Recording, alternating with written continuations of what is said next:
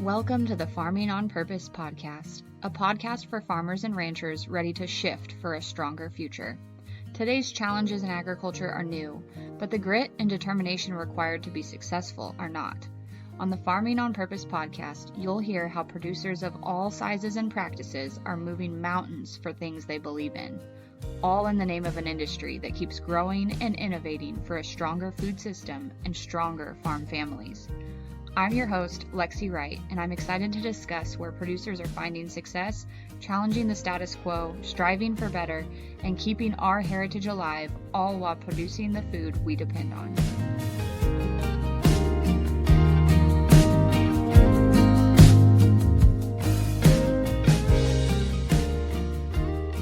Welcome back to Farming on Purpose. Today I have Jace Young with me.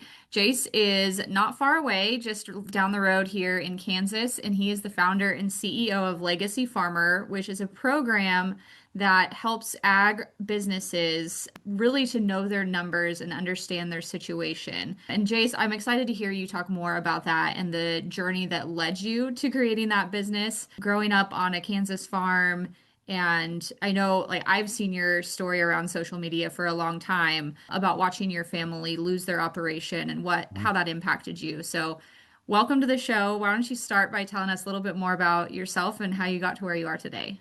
Yeah. So thanks for being here, Lexi. I'm excited to dive into these conversations. Always good to talk about it because, going back and sharing the story and everything like that, it always reignites the fire into why we're doing what we're doing and the importance of, our mission here at Legacy Farmer as well. So yeah, beginning days of my story started in Tribune, Kansas, which is way Western Kansas. You may or may not know where that's at, but for the listeners, it's about an hour south of Goodland, Kansas, right along I-70 there. But I grew up on a $10 to $15 million family farm and feed yard operation that my granddad started back in the 50s. And so my granddad was very old school, went through the dirty 30s in Kansas and stuff like that when he was growing up, but really had this tough mentality about him and started the operation in the 50s and had this old school way of thinking when it came to building the operation that, all the kids should go back to the operation, right? And they were kind of obligated to come back, work for the operation, carry on the family legacy. So my granddad successfully built the operation. So we were farming about 3,000 to 5,000 acres of ground. The feed yard that I grew up on, I grew up working cattle every day with my dad. He started riding pins when he was 5, but the feed yard grew into a 14,000 head feed yard.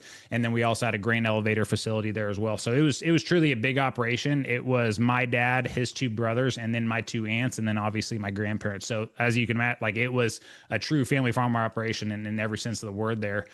So grew, was successful through, the 60s, 70s, 80s, 90s. I can't believe my granddad got through the 80s with interest rates where they were. But unfortunately, the downfall came in the early years of the 2000s when a lot of local markets became global markets and prices started to, become a lot more volatile than they were back in the 70s and 80s and everything there. Unfortunately, my granddad wasn't prepared for it, lost a lot of money one year and continued to lose about the same amount of money the next year. And then that lifelong work was basically bankrupt. And this was in the summer of 2005 when everything kind of came crashing down. And I was going into my junior year of high school at that time. So my brother and sister were already gone out of the house. I was the youngest sibling. And I got to witness and experience the pain and just the resentment and kind of the change, honestly, in identity that my parents had to go through after walking away from their life's work over, 40 years. That's a lot to experience at that age, kind of just witnessing your parents go through that. Is that something that impacted your plans for the future? Did you, have dreams to come back to the operation? Yeah, I think I would have. Now, I had dreams, but I didn't have dreams. So when I was growing up in the operation, my granddad, he just ran the operation in a way that, he wasn't great at creating a very good team culture there, right? And my dad was really focused on that. So I grew up, I witnessed a lot of very hard conversations, a lot of fighting, a lot of just difficult things that do happen when you're working on the farm with family and then mixing that with finances. There's a lot of negative things that do happen there, which honestly, so I say, yes, maybe I would have went back to the operation, but there's a lot of things I witnessed growing up that made me not want to go back there as well, just because of the type of environment that my granddad had created there. When did it occur to you that it didn't have to happen that way? So after the farm operation went under, I finished high school. I went to college here at Fort Hays State University, and then I got into ag banking after that. The 2 banks that I worked at were in Western Kansas as well, and were 2 banks that my grandfather went to try to get refinanced at. So I actually saw 5, 10 pages of PDFs and detailed notes on exactly what happened in the downfall. When I went through it with my parents, I didn't know all the nitty gritty details and stuff like that. But what's interesting is after everything collapsed, all the skeletons started coming out of the closet, and me being able to read those documents really shined a heavy light on exactly what happened, and how it could have been avoided, right? And it goes back to the same thing that a lot of farmers are dealing with today, right? They hate change. And the truth is that my granddad was trying to run an operation in the early 2000s the same way he did back in the 70s and 80s, right? And it just didn't work. The environment changed just like it does every year. I mean, it's drastically different today. I've even had conversations with my dad around being thankful that the operation went under when it did, because I told my dad, I was like, there was no way it would even be surviving today with the amount of capital it would take to run that operation, the appreciation we've had in prices. I remember back then, my granddad fed all of his own cattle, which is why he lost so much money over back-to-back years. So that 14,000 head feed yard, he was paying for all that. That was a $6 million operating line at that time. Today, easily 20, to run that. So I just know, based on, what I knew about my parents and about my aunts and uncles and stuff back at that time, they didn't have the financial education or knowledge to be able to handle that level of complexity when it comes to finances, right? So you get to that size of an operation, you have to have a full team and be able to hire experts there to run those numbers. I think it's a difficult thing to do, to recognize when that happens, of its time to call in experts, and then to be able to, like you said, have the awareness or the educational background to ask the right questions to Yep. get people who know what they're doing in those seats. And the biggest thing, though, too, and this is what my granddad had, is he lacked awareness, Mhm. right? And so he was full of pride. He was full of ego, right? He knew what worked because he built a successful operation for 40 years. And looking back, it's not even me talking bad about him. I can totally see how that was built, right? Him going through the dirty 30s, having a rough childhood, and then, going into building that. He probably deserved to own those results and everything like that. But at some point, though, he had to try to recognize, and he unfortunately didn't, but he was running a centralized operation where every decision had to go through him.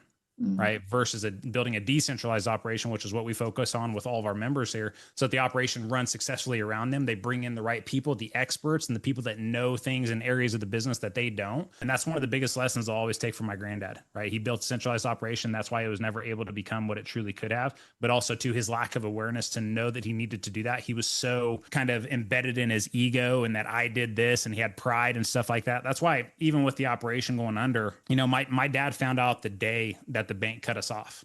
There was Mhm. 2 years of things that have happened before that if my parents would have known, they would have made different plans. They would have planned accordingly. But my granddad was so prideful that he wanted to try to fix it until the last second when he realized he couldn't. I want to touch more on that kind of decentralization of a farm. But before we get to that, you had a unique opportunity to see that experience from both sides. You lived it, and then you got to go back and see the documents that Yep. documented the process. What kind of mindset shifts did that cause for you when you kind of learned that behind the scenes information? Me going into the bank was a really important part of my journey because it truly took me full circles to where, growing up on the operation, I learned things from the operational side. Now, from a foundational and, kind of basic level there. Going into the bank, though, now that took me full circle and I understood the financial gaps and knowledge essentially that my granddad did not have between farming and finances and farming and banking as well, right? And the risks that he was taking. And the thing is I always tell people I was a bad banker because and it wasn't because I didn't know numbers or anything like that. Very good at that.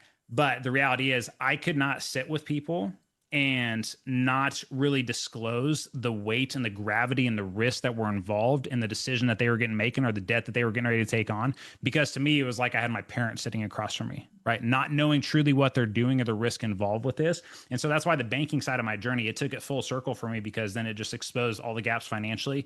And it really brought me into more of the mindsets of these farmers and why family farm operations go under. Because most of the time they're trying to make good decisions and stuff like that, but there's just gaps when it comes to farming and finances and farming and banking. How often do you think that's the case when a producer is sitting across the table from a banker signing those papers, not fully knowing what it is, what their situation is, or what Yep. they're getting into? 95% of the time. Unfortunately, because we give so much trust to the bankers, which not all bankers are bad people and stuff like that. I've pissed some off over the years and and made a few angry with my comments there. But not all bankers, though. The bankers aren't business owners, right? The bankers aren't signing the note for a $2 million operating line or a $5 million, real estate note or something like that. There's a different weight as a business owner when you're stepping in and actually signing those documents there. And most farmers, unfortunately, they're trusting their bankers at face value when the bankers aren't really thinking comprehensively around how this decision is going to impact not only their finances but their family, their transition planning, long, over. Because even with one of the things that I always told customers, and even today I still reference it a lot. When you're going in and buying a piece of ground, a lot of people think, well, yeah, I'm taking on a $2 million mortgage on this piece of ground over 20 years, and they look at it as like it's a short term decision, right? They're just doing this one time. No, you're making a 20-year commitment here, 20 years. Right. And most people today, if we get into high grain prices like we had back in 21 and 2020, those years, there are a lot of people bought ground that they can't afford today. Right. And so that's where I'm always had this long term view versus bankers and a lot of farmers. They come in there and they're looking at things from a short term view. And that's just, yeah, it just sets people up to fail. What are the things that you said that maybe some of those decisions your parents wouldn't have made or would have made differently had they had more knowledge that your grandpa didn't necessarily share with them? Did they have the preparedness to make some of those decisions had they known, or Mm-hmm. was the communication just truly Yeah, because the they had been issue? trying to save money for years. My dad was never truly a business owner. He was an employee of the farm operation and stuff like that. And my mom, raised us, kids at home, and she worked at the clinic in town and stuff like that. So, but they had been stocking away money into a bank account to the tune of a few $100,000, and all that got frozen. Mm. So my dad was literally found out last day, accounts are frozen, and my parents have 12 grand in a shoebox hidden in the attic access in their closet. That's Wow. all they had for their family and 40 years of work. And then we start having to spend the next 2 years going through a farm sale and bankruptcy, and then having to sell their house that they raised their kids in for 30 years, and, where they established their life. And I think that's important to recognize that that is how that works too. Mm-hmm. It just because it's your money in your bank account doesn't Yep. mean that it Does won't not mean. be come Yep. after.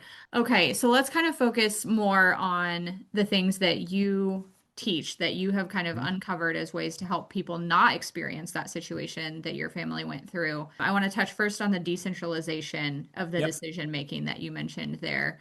What do you mean by that? How do people get started with that? Yeah, so I'll use my granddad again as an example. So he's very old school, right? He was very much a micromanager, and he would do what we call a lot of end running, right? So some of the people that have a team, they're going to be familiar with the term end running. For those that aren't, though, it's when you have a team and you are delegating responsibilities, and the person that you delegate the responsibilities to, you end run them, which means you jump around them and you change whatever they told their team to be doing for the day. Well, my granddad would do that very often with my dad. My dad, we had 15 team members at the feed yard alone. Dad got up at 2 to 2:30 every morning for 30 to 40 years of his life to go read bunks and get feed cards put together, and then have everything ready for the feed truck drivers when they got there at 5 a.m. And then he'd get everybody, structured and organized for the day, right? And then my granddad inevitably would always show up later in the day and end run him, meaning my dad told somebody to do one project for the day. My granddad would go and change it, right? So that just then it creates this culture where nobody knows who the leader is. Nobody knows who to actually take counsel from or advice from or direction from. But also, too, it's a two-edged sword because it feeds my granddad's ego and that, yeah, I'm the one running this, I'm controlling this. But then also, too, it burns a person out like my granddad, because now his phone is going off 24/7 or getting blown up on the radio because every decision now has to go through him.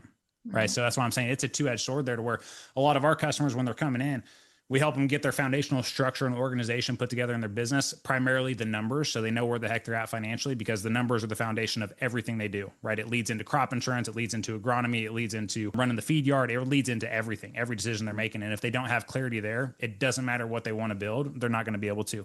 But also, it leads into being able to build a decentralized operation. Meaning, do I have the money to hire people that are more qualified in seats for the business that I may not be qualified for, and that can actually do the job better than me, to free up time and, more importantly, mental energy to focus on building out other areas of the business as well. Even for me personally, that was an experience that I've had in Legacy Farmer, because over the past 2 years, we've went from 3 people up to, we finished 2025 at 35 people. I've had to live it. I've had to live delegating and delegating with confidence, because at the end of the day, if you have a team of 35 people, I can't have every decision running through me, Lexi. It's literally not possible. And so we have a lot of customers that come in that they're burned out over the years. They feel like they're just spinning their wheels year after year. Well, that's because if you're getting, some of our customers are coming in saying their phone goes off 70 times a day.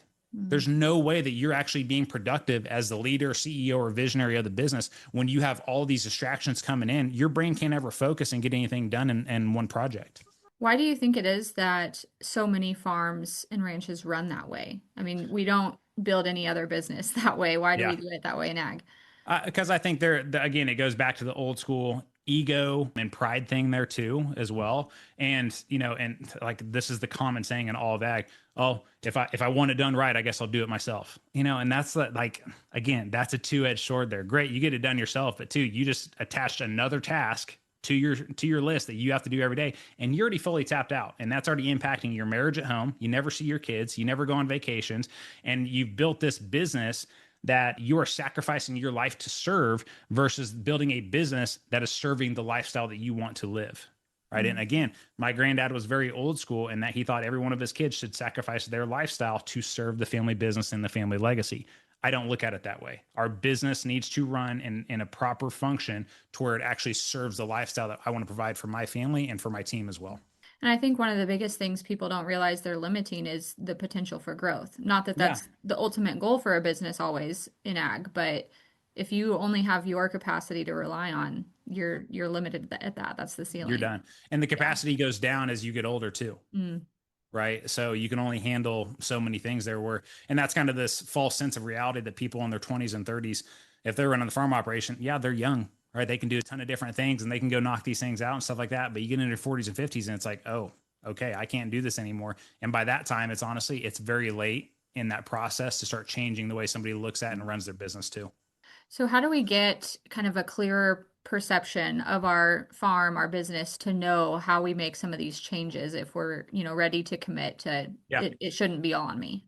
Yeah, for sure. So it starts with just foundational numbers, right? So every one of our customers that do come in, we get them structured and organized business level first. And so a lot of people come in, they have the farm operation, maybe they have cattle, and then maybe they have some type of custom business or something like that, or they sell seed or something like that. Most of them, when they come in, they're running all that through one bank account, right? They have one balance sheet, they have one half-ass put together cash flow projection, that type of stuff there. And with that, they have no actual clarity or optics on what's working and not working inside the business. So what we do is we break all those things out and get a clear balance sheet and cash flow projection, monthly cash flow projections for each individual business. So we are tracking exactly where every dollar is going and also how it's impacting your balance sheet. Once we get those things set up, now we can start entering the conversations of hiring people. So a lot of people are like, well, yeah, but Jace, you say I need to build a decentralized operation. Well, how do I do that? Well, we have to know the numbers first to see if we can even afford to hire somebody. And then the numbers are also going to tell us where we're making money, where we're losing money. And maybe you're spending a lot of hours, which we found time and time again, on a part of your business that is actually an overall net negative when it comes to income per hour for you that we need to let go.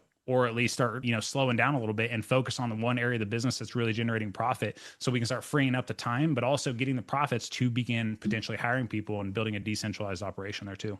I think part of the conversation there is always diversification. That was such a big push for such a Mm-hmm. long time in ag as a safe hold. So when the market changes, you're not completely left hanging.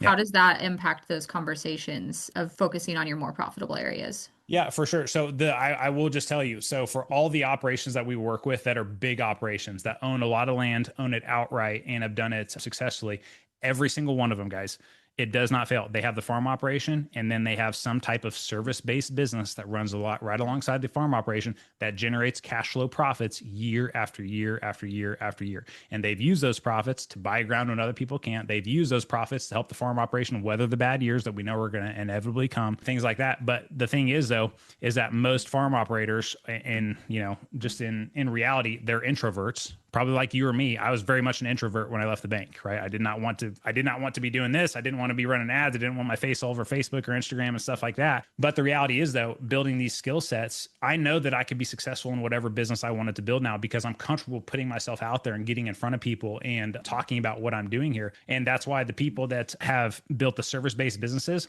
those guys' farm operations are huge because people in the area know them. Right. And they advertise their knowledge. They advertise what they know. They advertise their farming practices. They advertise their results and how they take care of and are a good steward of the land and stuff like that. They get more opportunities than other guys.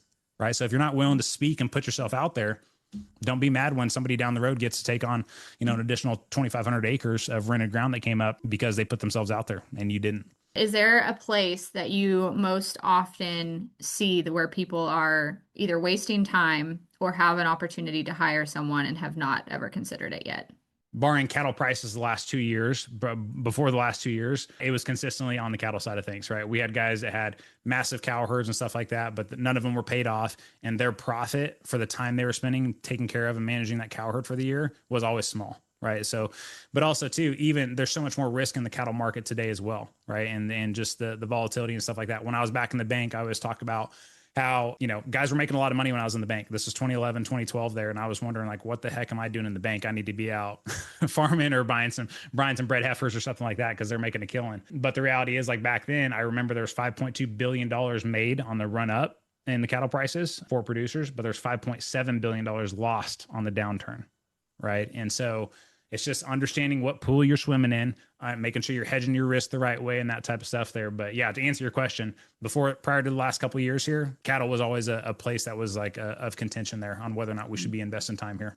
It's interesting, and it's interesting how the tides turn so Oh quickly. yeah, so quickly. And that's why I tell my dad too, even with the feed yard. I'm like, there's no way you'd be successful because you would have to hire a full team to manage a 14,000 head feed yard. You'd have to hire a full team to manage your hedges and monitor grain prices every single day. It would be so much more complex than what my dad was used to running growing up. A lot of the folks who listen to this show are beginning farmers or Mhm. are stepping into a new role on their operation. And I know a lot of times we have this mindset of, well, my business is too small to have other employees. And sometimes that's Yeah. true. Yeah. How do you know you're kind of ready to make that next step?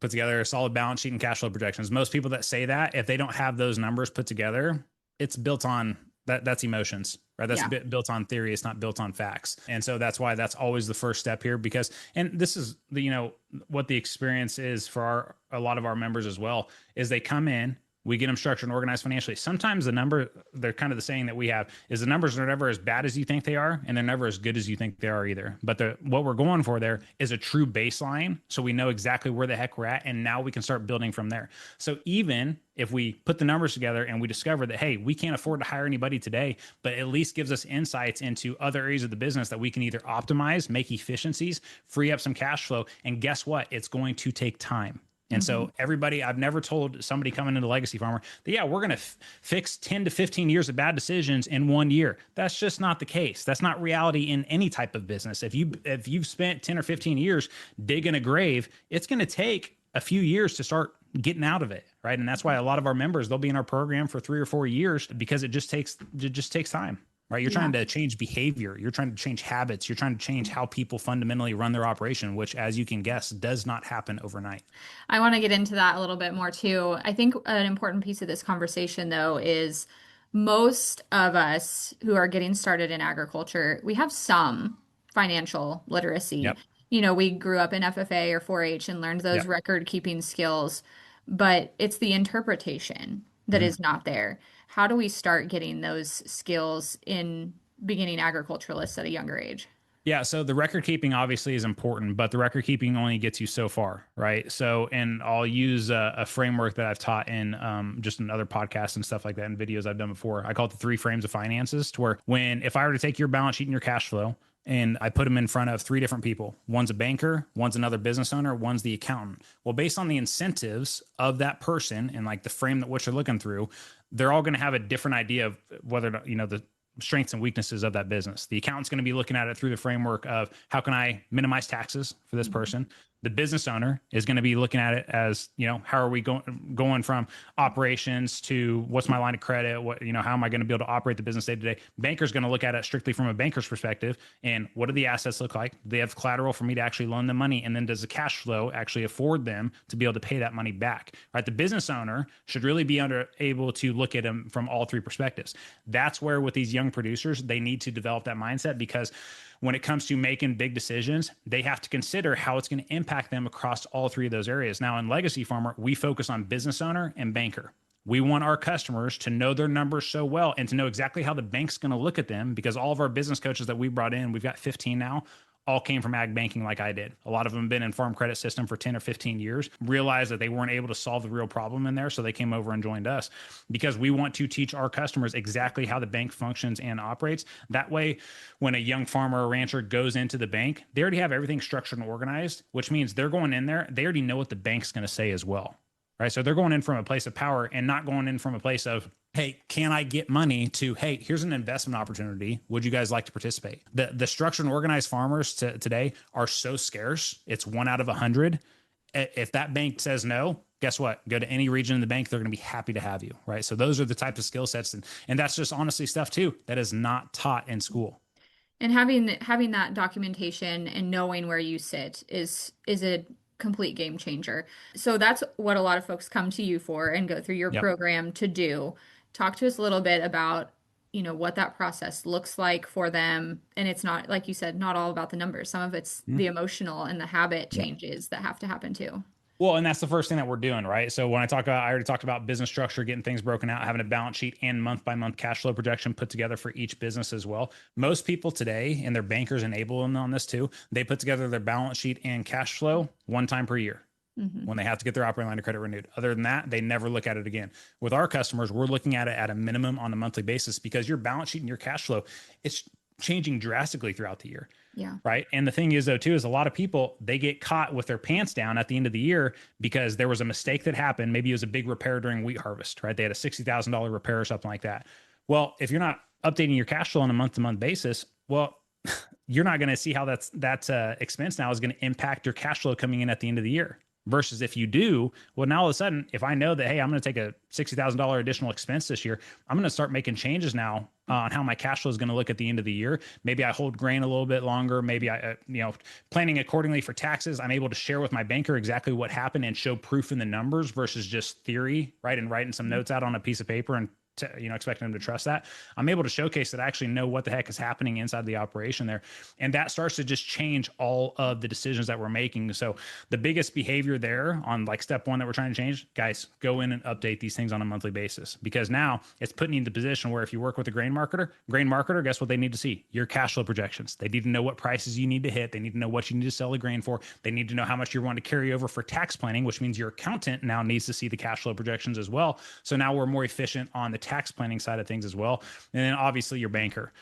Right. So it just starts from that first foundational piece there. Just by updating the numbers, you're learning so much more about the ins and outs of your operation there as well, versus waiting to find out at the end of the year, which is what most people do. The Q4 for a lot of farmers and ranchers is very stressful because they don't know where they're at and they're just going to wait to find out. And then they think their accountant's going to tell them. That's not the reality. That's not what happens. And that's honestly kind of a recipe for disaster there long term. But it happens to, It happens. I Yeah. mean, most people. That is Mhm. the situation that we go into at Yeah. tax time.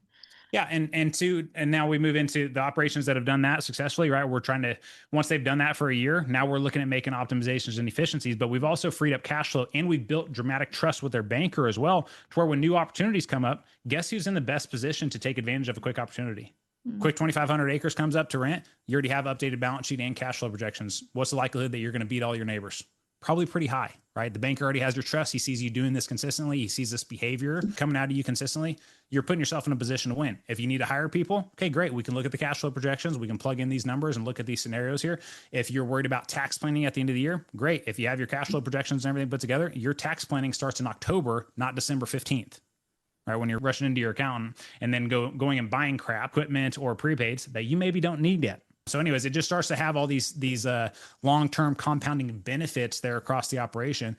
And then for the ones that are got a big team and stuff like that, that's where we start moving into core values, mission statement of the company, and getting people drawn in. But here's the other important thing that I know a lot of your listeners are going to want to hear as well: transition planning, right? And being able to pass it on to successfully to the next generation. When you have the numbers laid out in a simple format, now we're creating this level playing field to start bringing in the younger generation into the financial discussions, so they understand and ultimately respect what they're inheriting one day as well, and getting them brought in versus like, hey, everything's in your dad's head. We'll find it out one day. Not really a strategy for success there. Yeah, if he doesn't die first before If he he doesn't die talk to you first, and about then it. we're exactly. Okay, so let's say that the farm has started going through this process this first year. of updating their information on a monthly basis, what are some of the first things that you notice change over that first year with them? Some of the biggest thing that we notice changes in the first month once they go through the first stages of the process is this immediate weight is lifted off their shoulders. Right? There's no longer staring awake at the ceiling in the middle of the night because they've lacked certainty in the numbers. They don't know what they don't know. And so this, as well as I do, the stories start, the emotions start, those things can ruin a person where they may look calm on the inside, but on the outside, but on the inside, there's an internal hurricane going on with their thoughts and their worries and their fears. And that causes us to do what? Make emotional decisions now with the operation. And it's a pretty bad place to be in when there's no small expense in farming today to be emotional with making $1 or $2 million decisions for the operation. So that's the biggest thing there is just the emotional weight there. But also too, we've noticed, a lot of our family operations that do come in, right? There's a husband and spouse there as well, right? There's always been this conflict before because the husband saying, honey, just trust me. We'll all get it figured out this year. Just wait with one more year, or whatever. Just keep doing the books one more year. And the wife is in the house and getting all these bills, right? 30 grand here, 40 grand here, watching the operating line of credit, that type of stuff there as well. Getting calls from the banker, trying to handle accounts payable, accounts receivable, all that type of stuff there. Whereas once the numbers are all on one level playing field, a lot of husbands, some of them have a tough time with it because one thing that we are exposing when we get all the numbers, this structured and organized, is we're exposing all the bad decisions that were made over the past 5 or 10 years, right? Mm-hmm. And so there's honestly, there's a lot of people that our team has talked to, and they may have talked to them 2 years ago, and they just joined the program today because over the past 2 years, nothing has changed for them. But 2 years ago, they hadn't made the mental hurdle to be okay with being exposed. That's a big challenge for men. And I understand that, and I feel that, and that type of stuff there as well, because, I want to protect my family. And a lot of times my weakness is if I'm not okay with exposing them, it can do more harm than good, but in the moment it makes me feel better, right? But a lot of men, and again, just speaking from that perspective, they have to get okay with getting exposed. And we find that, again, there's a lot of collisions that are happening between husband and spouse before this. After it creates this level playing field. Everybody's on the same page, and now we can start really having good discussions based on facts about the future of the operation, not just on feelings. When you talk about this, to me, it feels like a lot of the businesses that you work with are pretty well established. They just don't have a good idea of where they're at. Does this process work any differently for a business who's maybe newer and is changing things throughout the year, or maybe taking on new ventures that they don't have a great idea of what their cash flow is going to be? Yes, absolutely. So a lot of them, and that's where, again, a lot of the young farmers today, right, they're taking on these ventures without actually doing any cash flow projections, right? So they're completely betting on whether or not this is going to work going forward, which I get at some level, right? You got to, throw yourself out there. But at some point, though, you have to recognize that the finances are going to be the foundation of every decision you make going forward. Might as well start building in those habits early of looking at the numbers on a regular basis and having the courage to look at the numbers. Because when you don't know, that's why a lot of people avoid them, so they can try to make those sound decisions going forward there. But yeah, for a lot of the companies that we do have coming in, they're doing, 2 to 10 million. Our biggest one is doing 45 million a year in revenue. But the thing is, though, will the process work for somebody doing 350 grand? Absolutely. And the thing is the problems that somebody is facing at 350 grand, I will tell you, the problems are not that much different for somebody that's doing 10 million a year. That's how big of a problem we have in the industry. And we have hundreds of millions of dollars going through the industry every year. I mean, it's a multi-billion-dollar industry that is based on, a lot of those decisions are based on emotion, right? And not knowing where I'm at and just kind of shooting from the hip and hoping and praying everything works out.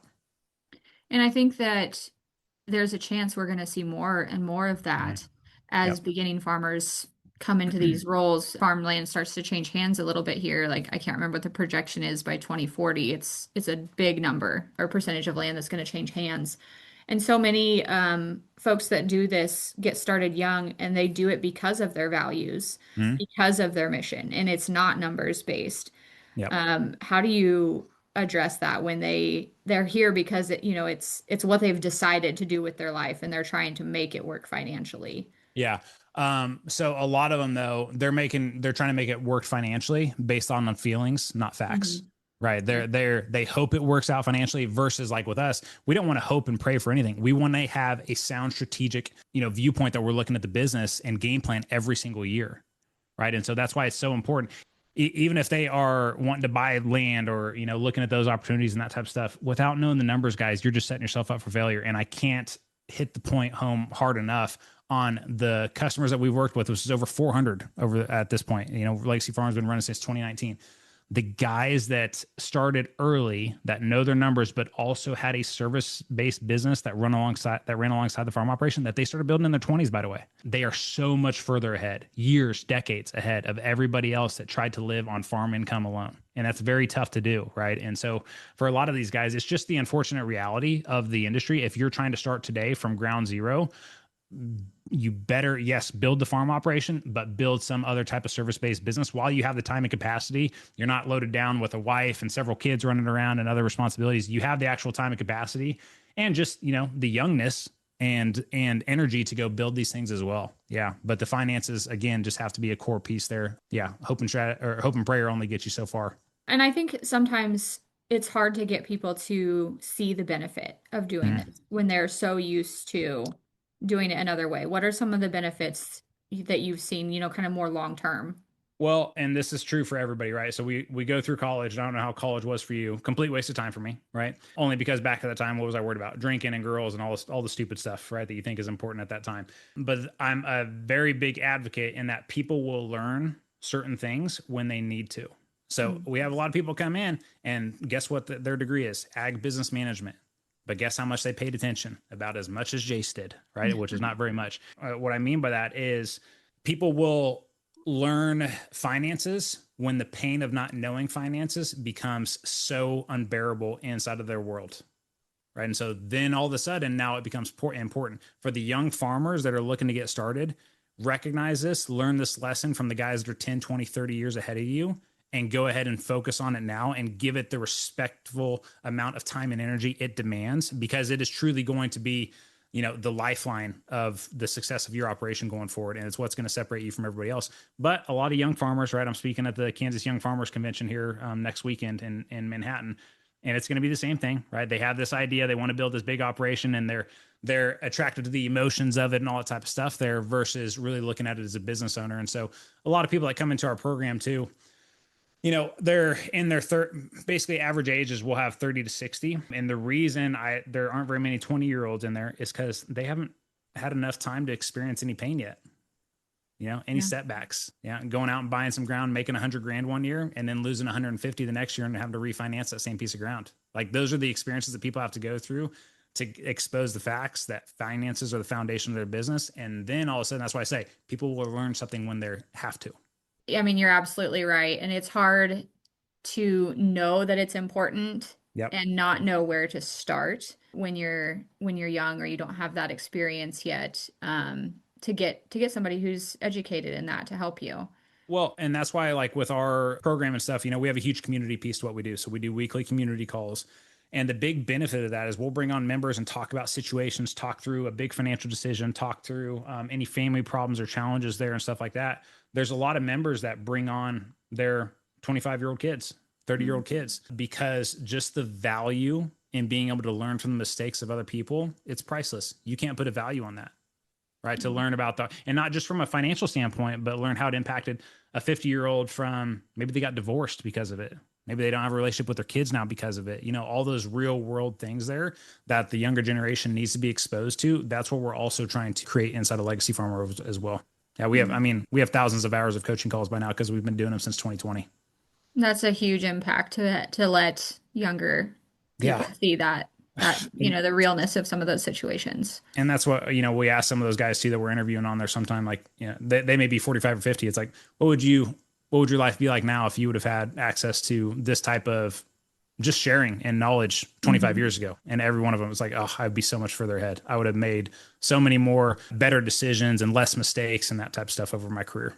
Well, I think, there's a lot of long-term benefits to a business owner for doing something like this, to the Mm. industry as a whole for Yep. doing something like this. But what are some of the things that you see coming up in 2026 that really people can make an impact in their business by choosing to get serious about their finances? Yeah, so I think it's just again the problem is so big that, and I was talking about this in 2024. I said that 2025 will be the year of reckoning for a lot of people, and we haven't even heard all the results from 2025 yet, right? Mhm. We'll get final results from some of the farm management systems and stuff like that on number of bankruptcies and stuff for last year. But the reality is, farm debt was projected to be at $592 billion in at the end of 2025. Had 5%, 5 to 10% year over year growth over the past 10 to 15 years. So the thing is you can like looking at that information, it can be perceived as one of two ways. One is, and this is what a lot of the magazines and stuff, this is how they'll try to portray it, is that, oh, ag industry is great. It's growing, good debt's coming on, all that type of stuff there. And people are buying ground and that type of stuff. When the reality is you look at the debt chart when it comes to term loans, and then you look at it versus operating loans are staying steady, which tells me that a majority, because again, what I experienced in the bank, the number of restructure and refinancing we had to do every single year, moving debt off the operating line of credit and terminating it out against long-term real estate, right? And so, anyways, I say all that because the problem is so huge. The people that want to put themselves in the position to be able to take advantage of those opportunities, man, just get structured and organized financially, and you will be in so much further ahead than your neighbors around you, but you're also going to be putting yourself in a better position with your bank, in a better position to take advantage of taking on more ground and opportunities that other people just won't be in a position to. And in 2026, yeah, we had the downfall in 2025. I think 2026 is going to be even worse because on our side, the banks are really starting to tighten up, and the credit standards and stuff that they're demanding on their side now, you better have your numbers in order or you may not get financing this year, period. What does that mean for a lot of the folks who maybe had gotten financing in the last couple years and are coming up trying to continue on or expand a little bit? What do they need to know when they walk into those meetings? Yeah, so the ones that have done it the right way the past 5 or 10 years, let's say I had a customer come into the bank that's been a great customer for 10 years, gets me updated balance sheets on a monthly or quarterly basis, updated cash flow projections. They're more than transparent with their numbers. Guess what? I'm going to do everything I can to keep them, and anything they want to buy, we're going to go take care of it for them because we know they've proven to us that they know where the heck they're at. The people that have made bad decisions the past 10 years and are all of a sudden coming in 2026 and want to try to be well put together and stuff like that, they're going to have a hard time there. And that's why with a lot of our customers coming in, a lot of them will switch banks just because they've tarnished their current relationship with their current banker over the past 10 years. Trust is gone.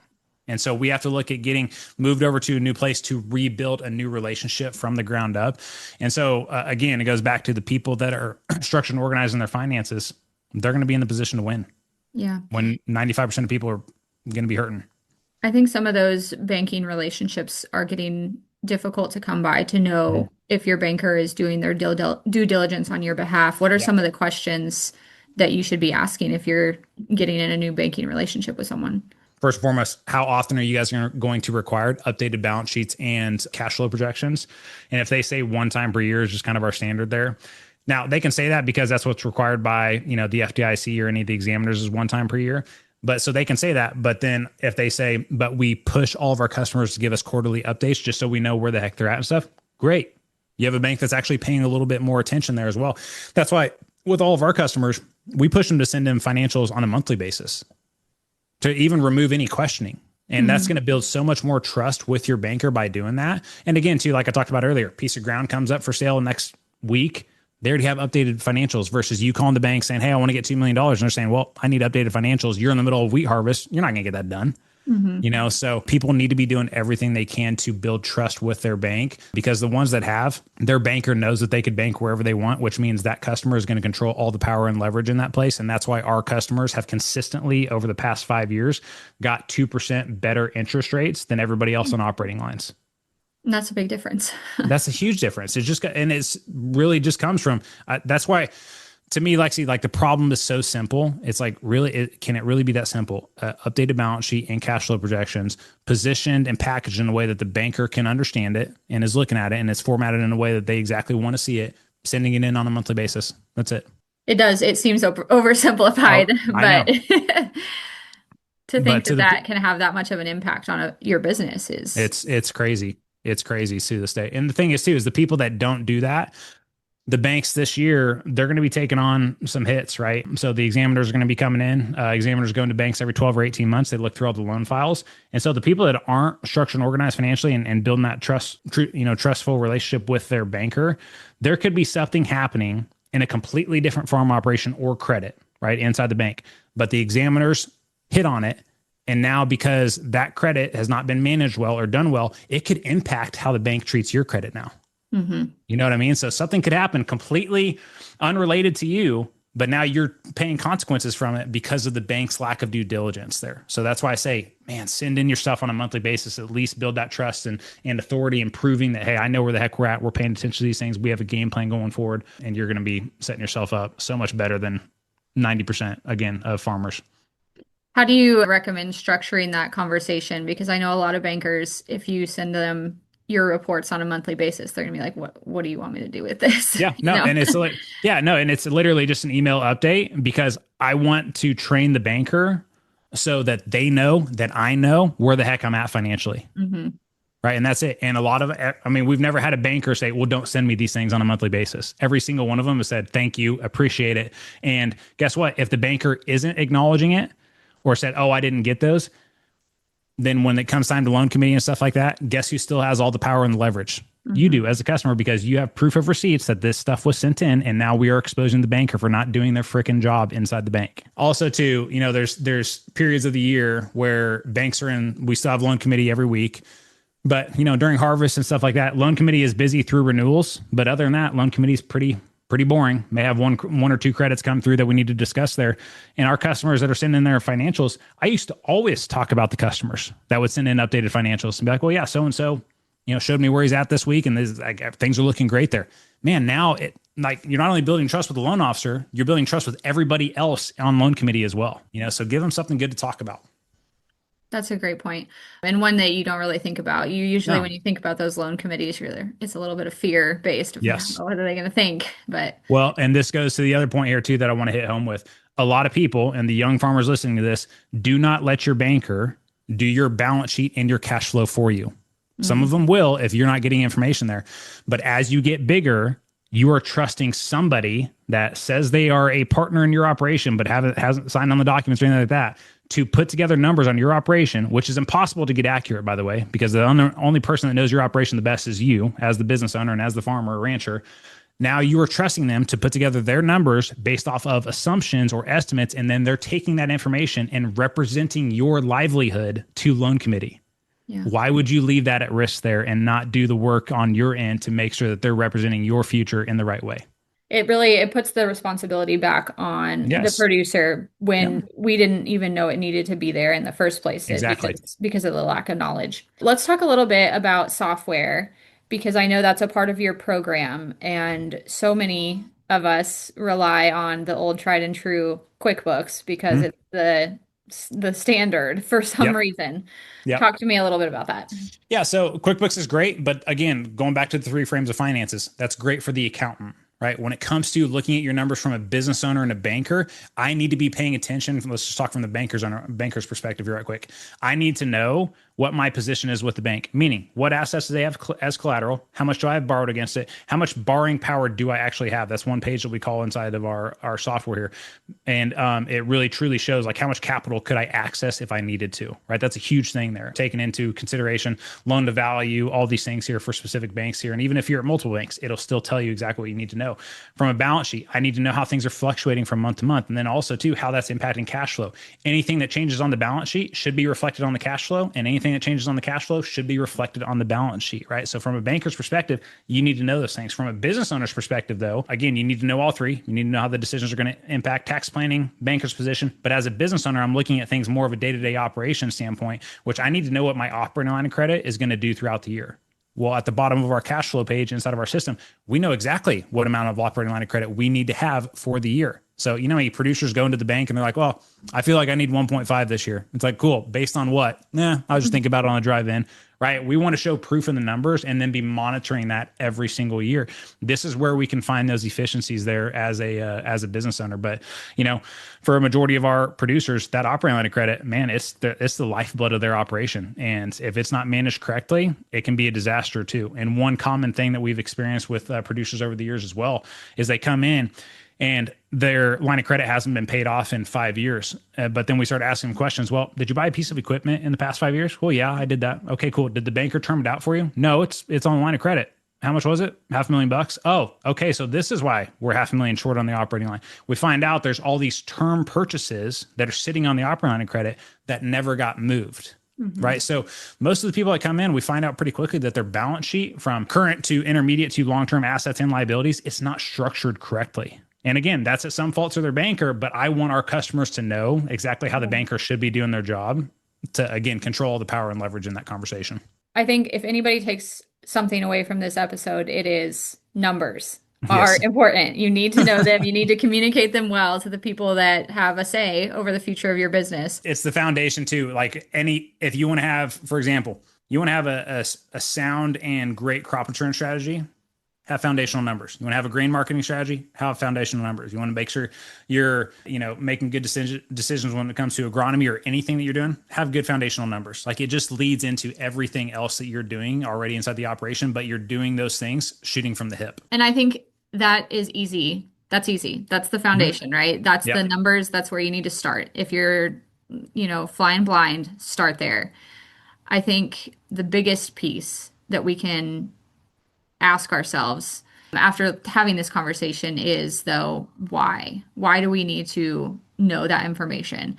If you had to tell, your family or yourself this before you had seen all of this experience that you have, what would you go back and tell them about why that matters? Yeah, every farmer, everybody that was raised in our areas, we care really big. And the number one thing that drives a lot of our decisions and a lot of our actions and taking on hard things and stuff like that is legacy, right? So if you want to have any shot at passing on a successful and sustainable legacy for the next generation and really truly giving them an opportunity, it starts with finances. That's the cold reality. Yep. Well, thank you, Jace. I think that, it's always a good wake-up call, and this is a good time of year to have that wake-up call about how we need to be thinking about these things, even if it's not ever something that we were taught or have considered. If folks want to get started, learn more about what you do and how you can help farmers, where do they go? Yep. Just go to legacyfarmer.com and you'll see all the information right there on the site, and then also see a button to schedule a call with our team and see if Legacy Farmer is the right fit for you. Great. Well, thank you so much for being on the show today. I appreciate it. No, thanks, Lexi. If you've enjoyed spending time with us today, please take a moment to review the podcast on Apple Podcasts or join the conversation on social media. Do you have a topic you would like to discuss or know someone with a story to share? Apply to be a guest on the podcast at farmingonpurpose.com. You can follow the host of Farming on Purpose, Lexi, on your favorite social media platforms for more content by searching for Farming on Purpose. And remember, if you look around your table and aren't inspired by the people there, it's time to find a new seat.